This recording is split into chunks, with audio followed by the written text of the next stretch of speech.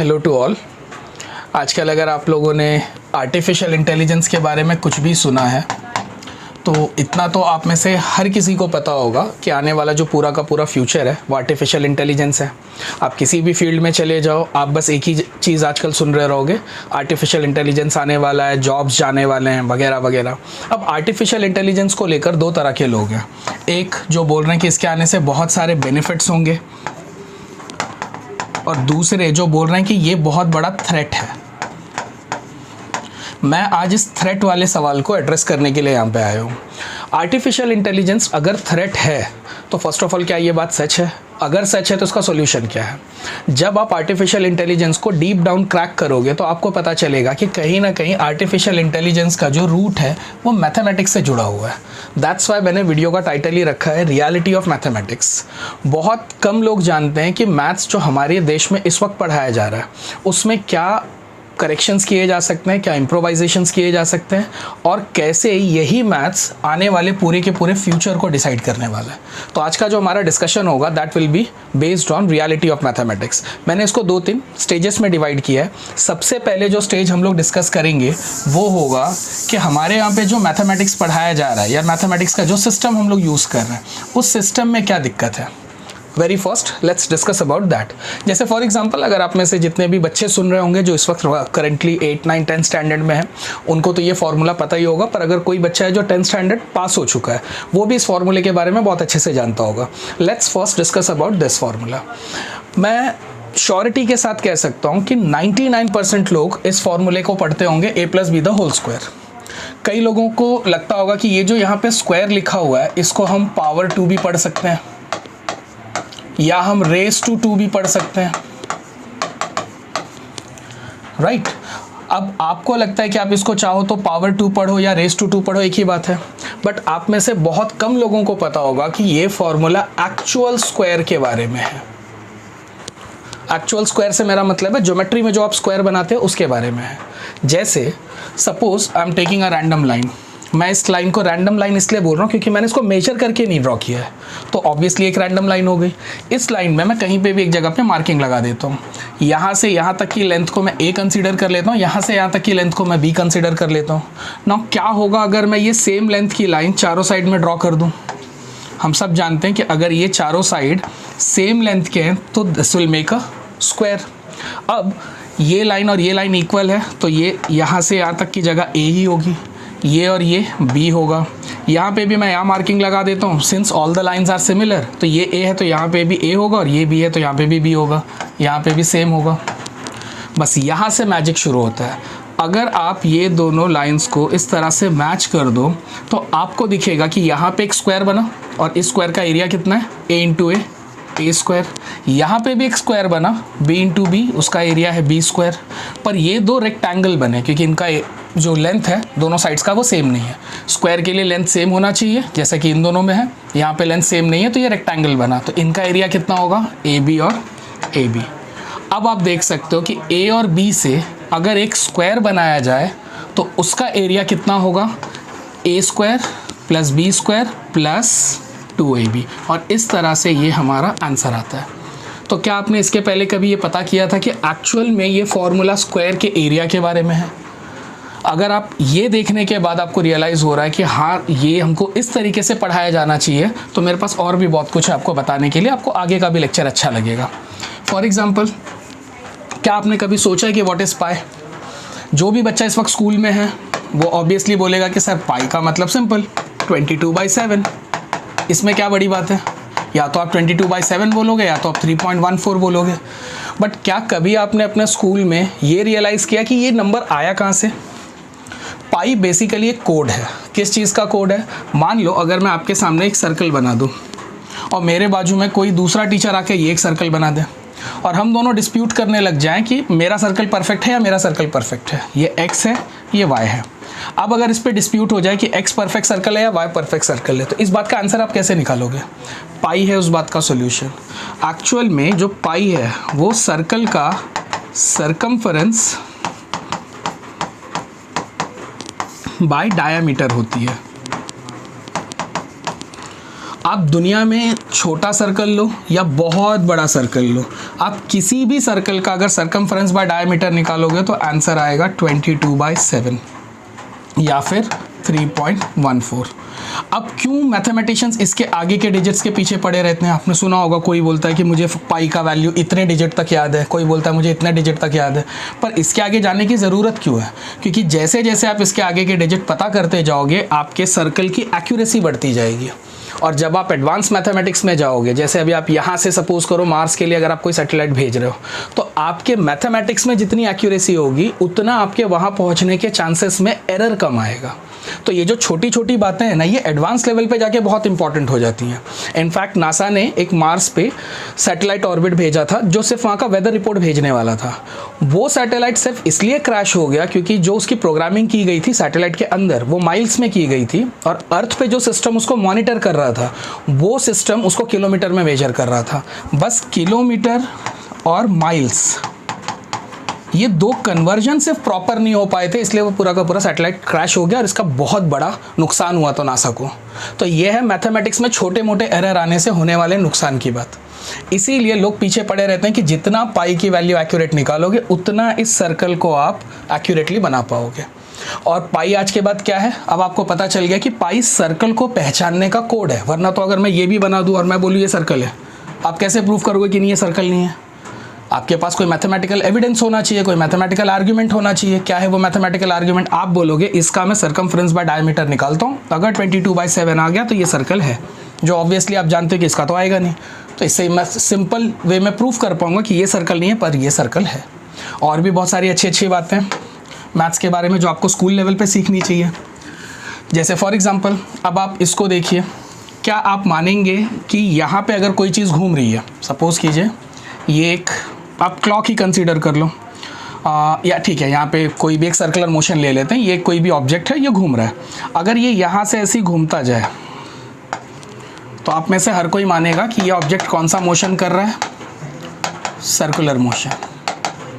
और जब आप 11th या 12th में फिजिक्स में जाएंगे, या अगर आप में से कोई CBSE ICSE बोर्ड का है तो उसको ये पढ़ाया जाएगा कि अगर कोई ऑब्जेक्ट यहाँ से ऐसे जा रहा है तो यहाँ जो मोशन हो रहा है वो लीनियर मोशन है।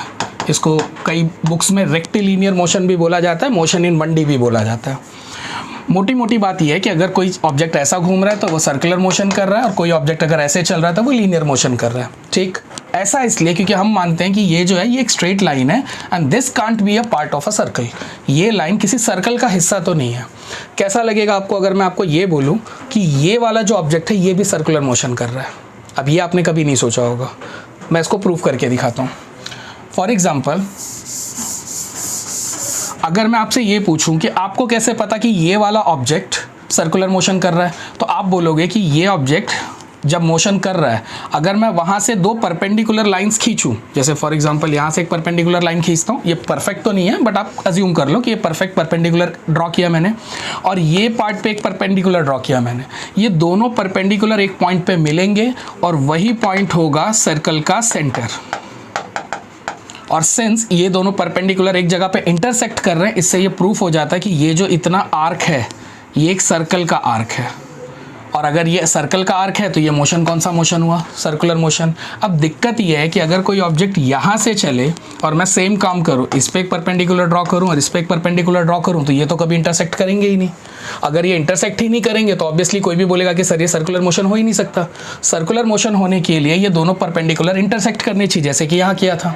जब इंटरसेक्ट करेंगे तो उसी को हम सेंटर कंसीडर करेंगे और यहाँ से यहाँ तक की लेंथ हमारी रेडियस हो जाती है। ये है मैथमेटिक्स का फंडा। अब यहाँ पे ये सारा फंडा मैं लगा ही नहीं सकता, पर क्या आपने ये सोचा कि ये दोनों की दोनों पैरेलल लाइंस हैं, और मैथ्स का ही स्टेटमेंट है that two parallel lines meets at infinity. तो मैं ये बोल सकता हूँ कि ये जो पार्ट है, ये हिस्सा, ये भी एक सर्कल का हिस्सा है। आप बोलोगे ऐसे कौन से सर्कल का ये हिस्सा है? फिर आप बताओ, अगर ये सर्कल का हिस्सा है तो ये इसका रेडियस भी होगा, तो आप उसका रेडियस बता दो। मैं बताऊँगा कि रेडियस इसका इन्फिनिटी है। कैसे? क्योंकि दो पैरेलल लाइंस कहाँ मिलती हैं मैथ्स में? इन्फिनिटी पे। तो ये दोनों लाइंस अभी बोर्ड पे तो आपको मिलती हुई नहीं नज़र आ रही है, पर मैथ्स के कॉन्सेप्ट के हिसाब से ये दोनों लाइंस भी मिलेंगी। कहाँ मिलेंगी? इन्फिनिटी पे मिलेंगी। इसका एक इल्यूजन अगर आपको देखना हो तो आज आप गूगल पे कोई भी रेलवे ट्रैक का फोटो या इमेज आप और डाउनलोड करो। आप देखोगे वो इमेज इस तरह से जाती है। स्टार्टिंग में तो आपको ट्रैक ऐसा पैरेलल दिखेगा, पर धीरे धीरे धीरे धीरे जाता है आपको यहाँ पे दिखेगा कि दोनों ट्रैक्स मिल गए। अब ये दोनों ट्रैक पैरेलल थे, पर इमेज में अगर आप देखोगे तो वो एंड में जाकर मिल जाते हैं। मैं ये नहीं कह रहा हूँ कि वो रियल में मिल जाते हैं, पर जो बात मैं समझाना चाह रहा हूँ उसका एक इल्यूजन आपको रेलवे ट्रैक में देखने को मिलेगा। और कंसेप्चुअली ये बात सही है कि ये जो लाइन है, ये लाइन भी एक सर्कल का हिस्सा है। अगर कोई पूछे कि सर ये कैसे हो सकता है, तो मैं बोलूँगा ये उस सर्कल का हिस्सा है जो सर्कल इतना बड़ा है। अगर आप देखोगे मैं इससे भी बड़ा सर्कल बना पाता अगर मैं बोर्ड पे, तो आपको नहीं लगता कि ये वाला जो हिस्सा ये ऑलमोस्ट फ्लैट हो जाता। जैसे इसी को मैं छोटे पे बनाकर दिखाता हूँ। अब ये भी एक लगभग सर्कल है। आपको नहीं लगता अगर मैं इतना सा हिस्सा लूँ तो वो तो लगभग स्ट्रेट ही है ना। तो सिर्फ इतने से हिस्से में तो मुझे, अगर मैं ये पूरा का पूरा हटा दूँ, सिर्फ इसी हिस्से को अगर मैं जूम करता जाऊँ तो ये हिस्सा आपको ऐसा कर्व नहीं दिखेगा, ये हिस्सा आपको ऐसा स्ट्रेट दिखेगा। तो मेरी जो स्ट्रेट लाइन है ये बहुत बड़े सर्कल का हिस्सा है। एक बहुत बड़ा अगर मैं जाइंट सर्कल बनाऊं तो ये लाइन उसमें कैसी दिखेगी, स्ट्रेट। तो ये भी किसका हिस्सा हुआ, सर्कल का ही हिस्सा हुआ। तो आप आज के बाद किसी स्ट्रेट लाइन के मोशन को भी क्या प्रूफ कर सकते हो, सर्कुलर मोशन।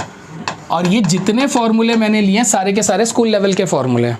अगर कोई आपसे पूछे कि स्ट्रेट लाइन का मोशन सर्कुलर मोशन कैसे हो सकता है, आपको बस इतना बोलना है कि जो स्ट्रेट लाइन है वो एक सर्कल का पार्ट है। सामने वाला पूछेगा ऐसे कैसे, अगर ये स्ट्रेट लाइन सर्कल का पार्ट है तो इसका रेडियस होना चाहिए, आप बोलना हाँ। सामने वाला पूछेगा फिर इसका कितना रेडियस है, आप बोलना इसका रेडियस इन्फिनिटी है, क्योंकि ये दोनों लाइंस कहाँ मिलेंगी, इन्फिनिटी। जैसे ये दोनों लाइंस यहाँ मिल गई तो इतना रेडियस मिल गया अपने को, तो वैसे ये दोनों लाइंस कहाँ मिलेगी, इन्फिनिटी पे मिलेगी, तो इसका रेडियस कितना है, इन्फिनिटी। और ये सारी बातें मैं वैलिड वाली बोल रहा हूँ, आप इसको क्रॉस चेक कर सकते हो। सुनने में ये थोड़ी अटपटी लगेंगी क्योंकि हमको इस तरह से मैथ्स कभी पढ़ाया नहीं जाता, पर ये सारी बातें फैक्ट्स हैं and you can cross check it. और भी कुछ फैक्ट्स हैं मेरे पास आपको बताने के लिए। फॉर एग्जाम्पल इन्फिनिटी और ज़ीरो के बारे में कुछ अजीब बातें बताता हूँ आपको। अगर मैं आपसे पूछूँ 16 डिवाइडेड बाय 4 कितना होता है, तो इसको हमारे यहाँ सीधा सीधा पढ़ा दिया जाता है 16 डिवाइडेड बाय 4 करना है, 4 4 सा 16 होता है, आंसर 4 आएगा। पर एक्चुअल में ये बोल क्या रहा है, ये बोल रहा है कि 4 को कितनी बार रिपीट करूँ कि आंसर 16 आ जाए। आप बताओ 4 को कितनी बार रिपीट करूँ कि आंसर 16 आ जाए, तो आंसर है 4। अब आपको लगेगा सर आपके तरीके से बोलने में नया क्या हो जाएगा, आप फ़र्क देखना। अगर आप मेरे तरीके से बोल रहे हो तो आप कुछ अमेजिंग इसमें से इन्फॉर्मेशन ड्रॉ कर पाओगे। जैसे मैंने क्या कहा कि 4 को कितनी बार रिपीट करूं कि आंसर 16 आ जाए। अगर कोई आपसे पूछे 81 डिवाइडेड बाय 9 क्या होता है, तो मेरे तरीके से आप क्या सोचोगे कि 9 को कितनी बार रिपीट करूं कि आंसर क्या आ जाएगा, 81। तो 9 को 9 बार अगर मैं रिपीट करता हूं तो आंसर 81 आ जाता है, इसका आंसर 9 आता है। आपके तरीके से भी 9 आएगा, मेरे तरीके से भी 9 आएगा, पर मेरे तरीके से एक और अच्छी बात होगी। नाउ सपोज अगर मैं आपसे पूछूँ कि 81 डिवाइडेड बाय 0 कितना होता है, तो अब आप सोचो मैं पूछ क्या रहा हूँ। अब एक्चुअल में मैं बोल रहा हूँ कि 0 को मैं कितनी बार लूँ कि आंसर 81 आ जाए। तो आंसर है कि 0 को आप कितनी भी बार ले लो, आंसर कभी 81 नहीं आने वाला। ऐसे टाइम पे हम इसको लिख देते हैं इनडिटर्मिनेट। अब आपको समझा होगा कि ये इनडिटर्मिनेट वर्ड आया कहाँ से। नॉर्मली आपने सुना होगा any number divided by 0 is infinity या फिर इनडिटर्मिनेट, पर अब आपको समझा होगा कि वो क्यों है इन्फिनिटी या क्यों है इनडिटर्मिनेट, क्योंकि यहाँ पे आप कोई नंबर बता ही नहीं सकते। आप सोचो 0 को एक बार रिपीट करने से 81 आ जाएगा क्या, 0 को 2 बार रिपीट करने से 81 आ जाएगा क्या, 0 को आप चाहे जितनी बार रिपीट करो 81 कभी नहीं आने वाला। इसी बात को हम लोग इन्फिनिटी या इनडिटर्मिनेट से बोल देते हैं। अब आपको समझा होगा कि ये इन्फिनिटी यहाँ से आया कैसे। दूसरा आपने ये भी सुना होगा कि 0 अपॉन मान लो 4 कर दूं मैं, तो आंसर क्या आता है 0। क्यों, अगर मैं आपसे पूछूं क्यों 0 अपॉन 4 इज 0, वाई, क्योंकि यहाँ पे मैं आपसे पूछ रहा हूँ कि 4 को मैं कितनी बार रिपीट करूँ कि आंसर 0 आ जाए। अब आप जानते हो कि 4 को अगर एक भी बार मैं लेता हूँ तो मिनिमम आंसर तो 4 आ जाएगा ना, एक ही बार में आंसर 4 आ जाएगा, 0 से आगे चला जाएगा। इसका मतलब मैं 4 को एक भी बार नहीं ले सकता, मैं ले ही नहीं सकता। तो अगर आप मेरे से पूछ रहे हो कि सर 4 को मैं कितनी बार लूँ कि आंसर 0 आ जाए, तो मैं बोलूँगा 4 को लो ही मत। और 4 को लो ही मत को मैथ्स में लिखने का तरीका क्या है कि 0 टाइम्स लो, क्योंकि एक बार भी लोगे तो 0 के आगे चले जाओगे, आपको आंसर क्या चाहिए 0। तो मेरे तरीके से अगर आप बोलते हो तो आपको पता चल जाएगा कि 4 को हमको बिल्कुल नहीं लेना है, क्योंकि एक बार भी लेंगे तो आंसर 0 से आगे ही जाएगा, 0 कभी नहीं आएगा। अब इसी को थोड़ा ज़रा और सॉल्व करते हैं। 0 अपॉन अगर मैं आपसे पूछूँ 9, तो मैं क्या पूछ रहा हूँ, 9 को कितनी बार लूँ कि आंसर क्या आ जाएगा 0, बराबर। क्या 9 को कभी भी आप 0 में ला सकते हो, मिनिमम में भी लोगे 9 को तो एक बार तो लोगे ही, और एक बार भी लोगे तो आंसर 9 आएगा, मतलब 0 से तो ज़्यादा ही आएगा। तो क्या 0 आने का कोई चांस है? नहीं। तो आप भी यही बोलोगे कि सर हम 9 को ले ही नहीं सकते, अगर आपको आंसर 0 चाहिए तो। ले ही नहीं सकते के लिए मैंने क्या लिखा? 0। अब आप सोचो कि अगर मैं आपसे पूछूं 0/0 क्या होता है, तो अब मैं आपसे ये पूछ रहा हूँ कि 0 को कितनी बार लूँ कि आंसर 0 आ जाए। तो आंसर ये है कि 0 को सर आप एक बार लोगे तो भी आंसर 0 आएगा, 0 को आप 2 बार लोगे तो भी आंसर 0 आएगा, 0 को आप 10 बार लोगे तो भी 0 आएगा, 0 को 10 लाख बार लोगे तो भी 0 आएगा। मतलब 0 को आप चाहे जितनी बार लो आंसर 0 ही आना है। चाहे जितनी बार लो का क्या मतलब है कि सर आप इसको इनफाइनाइट टाइम्स ले सकते हो, जितना मन करे आप 0 को लेते जाओ, आंसर तो 0 ही आना है। इसीलिए यहाँ पे भी आंसर हमारा इन्फिनिटी आता है। अब यहाँ पे आपको पता चला होगा कि हम लोग जब इन्फिनिटी लिखते हैं तो उसके पीछे का लॉजिक क्या है, why do we write infinity. Infinity के बारे में भी आपको कुछ और अच्छी बातें बताता हूँ। जैसे अगर आप 1 में से 1 माइनस करो तो आंसर 0 आता है, अगर आप 2 में से 2 माइनस करो तो भी आंसर 0 आता है, या फिर अगर आप 3 में से 2 माइनस करो तो आंसर 1 आएगा। मतलब कुछ ना कुछ आंसर आता है, और वो आंसर जो हमने नंबर्स लिए उससे अलग आता है। पर कभी आपने सोचा है कि अगर मैं आपको बोलूँ इन्फिनिटी में से इन्फिनिटी माइनस करो तो आंसर कितना आएगा? क्या इन्फिनिटी में से इन्फिनिटी माइनस करने पे आंसर 0 आ सकता है? बिल्कुल नहीं। इन्फिनिटी में से इन्फिनिटी निकालोगे तो भी आंसर इन्फिनिटी ही आता है। क्या आपने ये सोचा है कि इन्फिनिटी में इन्फिनिटी प्लस करोगे तो भी आंसर इन्फिनिटी ही आता है? कि यहाँ पे आप ये नहीं लिखोगे कि 2 इन्फिनिटी होती है, 2 इन्फिनिटी तो हो ही नहीं सकती ना। 2 इन्फिनिटी होने के लिए पहली इन्फिनिटी पता होनी चाहिए। इन्फिनिटी तो हमको पता ही नहीं है, इसीलिए तो हम उसको इन्फिनिटी बोलते हैं। अगर हमको पता होता कि इन्फिनिटी 1 अरब है, 2 अरब है, तो हम तो वो नंबर ही लिखते हैं ना। Since we don't know what that number is, इसीलिए तो हम इन्फिनिटी लिखते हैं। तो क्या इसका आंसर 2 आ सकता है? कभी नहीं। पर यहाँ पे देखो आंसर, अगर मैं आपको बोलूँ 1 + 1 2, तो फिर 1 इन्फिनिटी + 1 इन्फिनिटी 2 इन्फिनिटी होनी चाहिए। क्या ये होती है? बिल्कुल नहीं। अगर मैं आपको बोलूँ 1 पेन + 1 पेन, तो आंसर है 2 पेन। पर क्या ये सच में होता है? आंसर है बिल्कुल नहीं। सॉरी, ये इन्फिनिटी में नहीं होता, पेन में तो होता है। पर अगर मैं आपको बोलूँ कि 1 इन्फिनिटी + 1 इन्फिनिटी, क्या 2 इन्फिनिटी होती हैं? तो आंसर है बिल्कुल नहीं। आपने इस तरीके से कभी सोचा इन्फिनिटी पे? कभी आपने इस तरीके से सोचा 0 के बारे में? ये है हमारे मैथ्स की रियलिटी। हमको ये सारी बातें कभी नहीं सिखाई जाती, हम कभी इन बातों पे डिस्कस नहीं करते। हमने बस अज्यूम कर लिया है कि मैथ्स हमको आता है ना। आज अचानक से मैं ये टॉपिक लेकर क्यों इसके ऊपर इतना लंबा डिस्कशन कर रहा हूँ? क्या आप लोगों को पता है कि पढ़ाई लिखाई का सबसे हाईएस्ट प्राइज़ कौन सा है? सबसे हाईएस्ट अवार्ड कौन सा है? अगर आप किसी भी फील्ड में जा रहे हो, पढ़ाई के, साइंस ले रहे हो, इकोनॉमिक्स ले रहे हो, कुछ भी ले रहे हो, तो सबसे बड़ा अवार्ड कौन सा है? ऑब्वियसली आप लोगों के दिमाग में नाम आ रहा होगा नोबेल प्राइज़, राइट? क्या आप बता सकते हो नोबेल प्राइज़ कितने फील्ड्स में दिया जाता है? नोबेल प्राइज़ दिया जाता है फिज़िक्स, केमिस्ट्री, पीस, इकोनॉमिक्स, और एक फील्ड है, पांचवा फील्ड मुझे याद नहीं आ रहा। मेरे काम के लिए जो है मैं पहले उस पर आ जाता हूँ। नोबेल प्राइज़ क्या आपने आज के पहले कभी पता किया था कि मैथ्स में नहीं दिया जाता?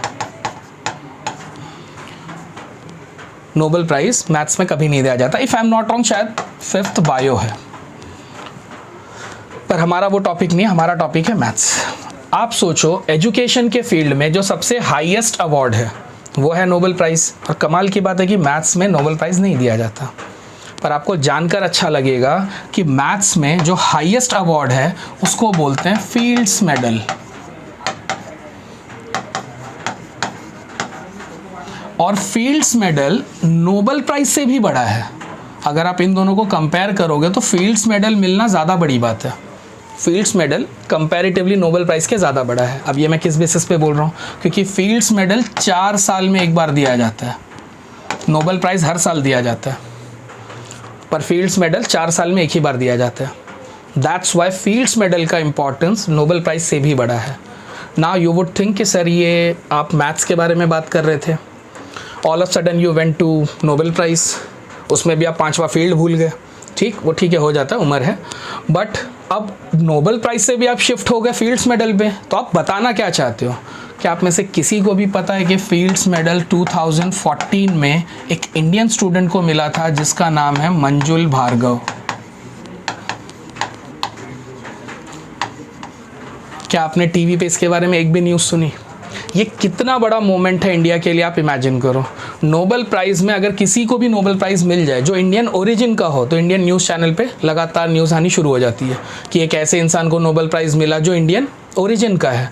यहाँ बेबी एक इंडियन ओरिजिन के बच्चे को ही फील्ड्स मेडल मिला, और फील्ड्स मेडल तो नोबेल प्राइज़ से भी बहुत बड़ा है, क्योंकि नोबेल प्राइज़ तो हर साल दिया जाता है। ये इस साल नहीं मिलेगा तो अगले साल चांसेस है, ये तो 4 साल में एक बार आता है। 2014 में मंजुल भार्गव को फील्ड्स मेडल मिला, 2015 में भाई साहब को पद्म भूषण मिला है।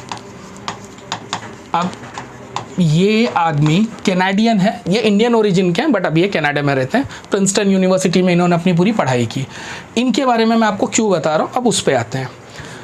एक सीरीज़ है मैथ्स में फिबोनाची नंबर करके। फिबोनाची नंबर क्या होता है कि अगर आप, मैं दूसरी स्लाइड ही ले लेता हूँ, जैसे अगर मैं लिखूँ 1 फिर 2 और इन दोनों को जोड़ दूँ तो नेक्स्ट नंबर क्या आएगा 3, 2 और 3 को जोड़ दूँ तो 5, और 3 और 5 को जोड़ दूँ तो 8, 8 और 5 को जोड़ दूँ तो 13, 13 और 8 21। ऐसे ही अगर मैं इसको कंटिन्यू करता जाऊँ तो ये जो नंबर सीरीज़ मिल रही है ना, इस नंबर सीरीज़ को बोलते हैं फिबोनाची नंबर। अब आपको मज़ा आएगा, दुनिया में जितनी भी ग्रेट आर्किटेक्ट बनी है, जो भी कुछ बड़ी बड़ी इमारतें बनी हैं जिनको भी आपने 7 वंडर्स ऑफ वर्ल्ड में पढ़ा है, वो सब के सब फिबोनाची नंबर पे बेस्ड होती हैं। अगर आप कोई भी डायग्राम या कोई भी कंस्ट्रक्शन इस नंबर के हिसाब से बनाओगे, इसका पूरा आगे का भी यूज़ है, अभी तो हम लोग बेसिक डिस्कस कर रहे हैं इसलिए मैं आपको सरफेस लेवल पे ही सारी बातें बता रहा हूँ। इस नंबर को यूज़ कर कर अगर आप कोई भी डायग्राम या कोई भी पेंटिंग बनाओगे तो वो पेंटिंग अपने आप में खूबसूरत होगी। लियोनार्डो दा विंची का नाम अगर आपने सुना होगा तो वो अक्सर इसको यूज़ करते थे। उनकी most of the paintings Fibonacci number के बेसिस पे है। आज भी पूरी दुनिया इस सीक्वेंस को फिबोनाची नंबर के नाम से जानती है। ये मंजुल भार्गव थे जिन्होंने दुनिया को बताया कि फिबोनाची से 200 साल पहले हेमचंद्र करके साइंटिस्ट थे हमारे यहाँ पे, ये एक लिंग्विस्टिक प्रोफेसर थे। इन्होंने ये फिबोनाची नंबर संस्कृत में एक पोयम में ऑलरेडी लिख रखा था, पर पूरी दुनिया को ये किस नाम से पता है, फिबोनाची नंबर्स पे। हमारे यहाँ 200 साल पहले हेमचंद्रा ने ये लिख दिया था।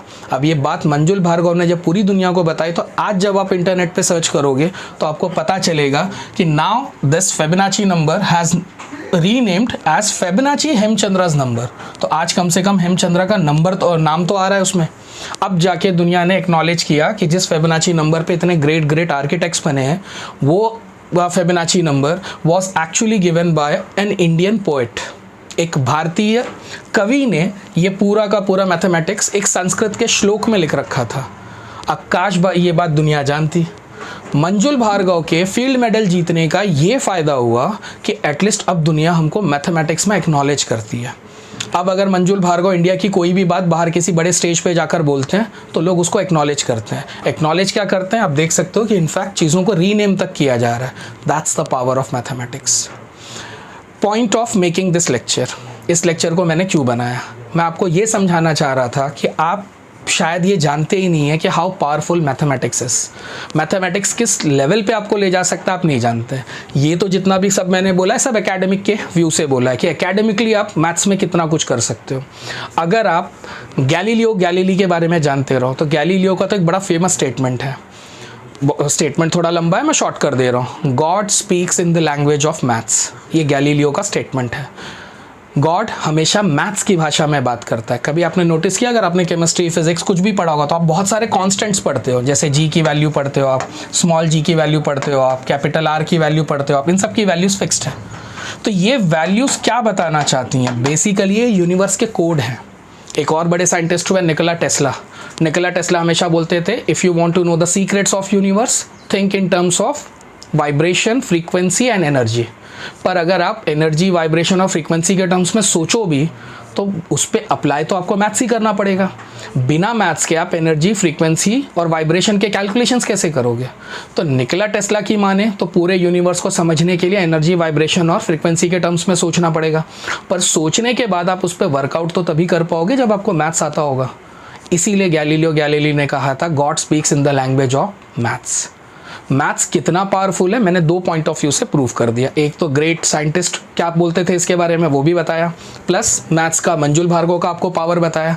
अब आप सोच रहे रहोगे सर ये बातें फिलोसॉफिकली सुनने में अच्छी लगती हैं, ये अगर आप मोटिवेशन दे रहे हो मैथ्स पे तो दीज आर गुड थिंग्स, पर इनका प्रैक्टिकल यूज़ क्या है। अब आते हैं प्रैक्टिकल यूज़ पे। And now I am coming back to the first term that I from where I started my lecture with.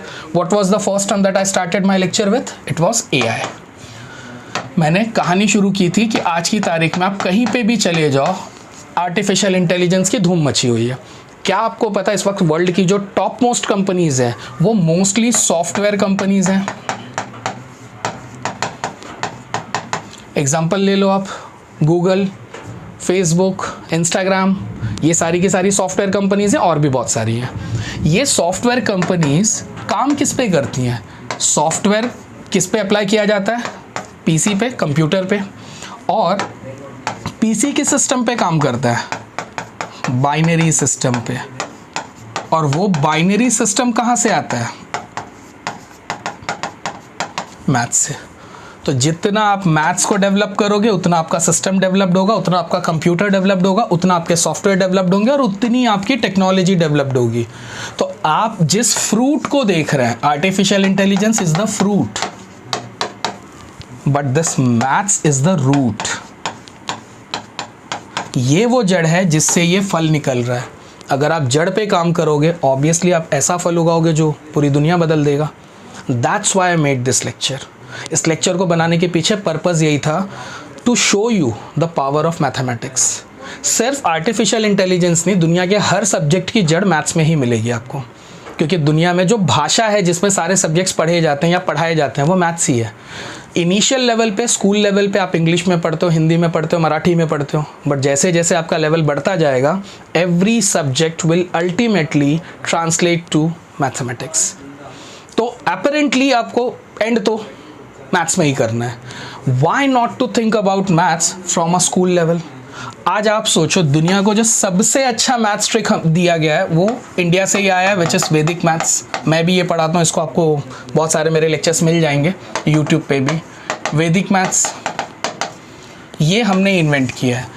Brilliant फॉर्मूले हैं, आप बड़े बड़े calculation with in a second, आपने कई सारे बच्चों के वीडियोस देखे भी होंगे, बच्चे with in 2-3 seconds calculation solve कर देते हैं। वही कैलकुलेशन जो यूरोपियन मैथमेटिक्स के अकॉर्डिंगली आपको 3 से 4 मिनट लग जाएंगे सॉल्व करने में।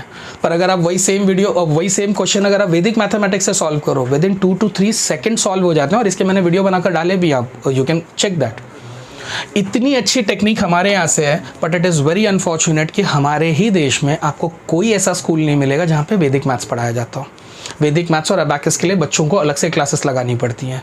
जो इंटरनेशनल स्कूल्स अब ओपन हुए हैं उन्होंने थोड़ा थोड़ा अपने करिकुलम में ये डालना शुरू कर दिया है, बट जो हमारे गवर्नमेंट स्कूल है वो तो रेयरली आपको मिलेंगे जो इस पर बात करते हो। जो मैथ्स इतना पावरफुल है कि आज की हाईएस्ट टेक्नोलॉजी उस पर बेस्ड है। आप सोचो उस मैथ्स के बारे में हमारा आने वाले फ्यूचर के बारे में कोई प्लान नहीं है। We are just moving in a random way कि अगर कुछ हो जाता है तो गुड, नहीं हुआ तो भी ठीक। बाकी की दुनिया इसी पे अच्छा खासा काम कर रही है। मैंने आपको मंजुल भार्गव का नाम बताया, आप उनके बारे में क्यों नहीं जानते? क्योंकि वो इंडिया में ज़्यादा टाइम रहते ही नहीं है। अगर वो इंडिया में रहते, बड़े बड़े कॉलेजेस में जाकर लेक्चर देते तो आप जैसे लोग उनसे इंस्पायर होते, आप भी मैथ्स लेते। अनफॉर्चुनेटली वो ज़्यादातर बाहर की यूनिवर्सिटीज़ में होते हैं। आपको और एक अच्छी बात बताता हूँ कि he is also FRS। Manjul Bhargava FRS हैं, फेलो ऑफ रॉयल सोसाइटी है भाई साहब। ये कितनी बड़ी चीज़ है, बस आप गूगल कर लेना, आपको अंदाज़ा भी नहीं है FRS मिलना कितनी बड़ी बात है। एक इस स्टेचर का आदमी हमारे देश से होकर भी हमारे देश में नहीं है। This is the unfortunate luck that हम लोग मैथ्स के बारे में बिल्कुल नहीं जानते, बस हम लोग रट्टा मारने वाला मैथ्स पढ़ रहे हैं। एक और क्वेश्चन था जो मेरे से मिस हो गया था, जैसे अगर आपने सुना होगा 2 - 3 कितना होता है? -1। आप में से कितने लोगों ने सोचा कि 2 - 3 -1 रियल लाइफ में होता ही नहीं है? कभी सोचा आपने ये? अगर मैं स्कूल में ये लाइन पूछता 2 - 3 हाउ मच, तो आप बोल देते -1। ठीक है, मैं आपको 2 पेन देता हूँ और मैं बोलता हूँ उसमें से आप 3 पेन कम कर दो, कर सकते हो आप? कभी आपने सोचा कि ये चीज़ तो पॉसिबल ही नहीं है? मैं आपको 2 रुपये देता हूँ और मैं बोलता हूँ उसमें से 3 रुपये निकाल दो, क्या आप कर सकते हो ये? तो फिर ये आंसर किस बेसिस पे आया है? पर हर स्कूल का बच्चा इसको अप्लाई कर रहा है। मैथ्स के ये सीक्रेट्स हैं, इनको अगर आप रटाओगे तो आप कभी दूसरा मंजुल भार्गव नहीं बना पाओगे। जो एक बना है वो भी इंडिया में नहीं रहता। ये सिचुएशन अगर आप एंड करना चाहते हो, then you have to learn maths in a different perspective. आपको आपका पढ़ने का नज़रिया बदलना होगा। जिस तरीके से हम आज तक मैथ्स पढ़ते आए, अगर हम वैसे ही पढ़ते रहे तो हमारा कुछ नहीं होगा। जाते जाते आपको मैथ्स के प्रैक्टिकल अप्रोच के बारे में एक और बात बताते जाऊंगा। जैसे अगर आपने 11th-12th का मैथ्स पढ़ा होगा तो सब्जेक्ट का नाम होता है अक्सर मैथमेटिक्स एंड स्टैटिस्टिक्स। अनफॉर्चुनेटली ये जो सेकेंड पार्ट है ये बहुत इग्नोर्ड पार्ट है मैथ्स का। ज़्यादातर लोग सिर्फ मैथमेटिक्स के बारे में जानते हैं। आपको जानकर अच्छा लगेगा, जो बड़ी बड़ी सॉफ्टवेयर कंपनीज़ हैं उनको इनकी ज़रूरत ज़्यादा पड़ती है। ऑफ कोर्स मैथमेटिक्स की ज़रूरत तो पड़ती ही है, इंजीनियरिंग फील्ड तो पूरा का पूरा मैथ्स है, पर अगर आप सॉफ्टवेयर कंपनीज़ में जाओ तो वो पूरी की पूरी स्टैटिस्टिक्स पे चलती हैं। हमारे जो इलेक्शंस होते हैं, तो हमारे जो इलेक्शंस होते हैं या कुछ भी गवर्नमेंट को कोई पॉलिसी बनानी है या किसी कंपनी को कोई सर्वे करना होता है, जिस चैनल पे आप मेरा ये वीडियो देखोगे यूट्यूब पे, यूट्यूब भी सारे सर्वे स्टैटिस्टिक्स से ही करता है। हर सॉफ्टवेयर और हर कंपनी के पीछे स्टैटिस्टिशियंस ही लगे हुए हैं, और ये नासा से लेकर गूगल, फेसबुक, इंस्टाग्राम सब जगह इनकी ज़रूरत पड़ती है। अनफॉर्चुनेटली अगर आप इंडिया में अच्छे स्टैटिस्टिक्स पढ़ाने वाले कॉलेजेस ढूंढोगे तो दे आर हार्डली फ्यू। मुश्किल से मिल जाए तो मिल जाए, कॉलेज मिल जाएगा तो प्रोफेसर्स नहीं मिलेंगे ना। मेरे पास भी इसका कोई वन इंस्टेंट सॉल्यूशन तो नहीं है। आज मैंने आपको बस अवेयर किया है प्रॉब्लम से। मे बी इन फ्यूचर अगर आप इसके बारे में सवाल पूछोगे, मैं पूछूंगा, so slowly a system will get generated. और जिस दिन ये सिस्टम जनरेट होगा तभी हम लोग कोई दूसरा मंजुल भार्गव बना पाएंगे, एंड स्पेशली फ्रॉम इंडिया से बना पाएंगे, जो इंडिया में रहे, बाकी के बच्चों को और ज़्यादा इंस्पायर करे और हम ऐसे सेवरल मंजुल भार्गव बना पाए। ये बनाने की ज़रूरत इसलिए भी है क्योंकि इसके बिना आप आर्टिफिशियल इंटेलिजेंस जैसी चीज़ों पे कंट्रोल ला ही नहीं सकते, और आने वाला फ्यूचर सिर्फ उस कंट्री का होगा जिसका आर्टिफिशियल इंटेलिजेंस पे ग्रिप होगा। जो लोग चैट जीपीटी, आर्टिफिशियल इंटेलिजेंस पे अच्छे होंगे, वही कंट्री आगे चल के प्रोग्रेस करेगी। बाकी की सारी कंट्रीज़ को सिर्फ मज़दूरों वाला काम करना होगा। अगर बॉस बनना है तो you have to be master in artificial intelligence, and that is only possible with a good mathematics. So I sincerely hope कि मेरी बात आपको कुछ ना कुछ समझ में आई होगी, एंड इन फ्यूचर जो लोग मैथ्स पढ़ रहे हैं they will change the way they look at maths. जिस तरह से आप मैथ्स को पढ़ रहे हो, आप थोड़ा उसका नज़रिया बदलोगे। जैसे मैंने उसके प्रैक्टिकल तरीके बताए, आप उस तरीके से पढ़ोगे। और वो लोग जो मैथ्स पढ़ चुके हैं they will try their best कि उनकी लोकेलिटी में या सिस्टम में जो कुछ भी वो कॉन्ट्रीब्यूट कर पाएँ अच्छे मैथमेटिक्स को डेवलप करने के लिए, वो करें। This was my sincere effort. I hope you have liked it. Thank you.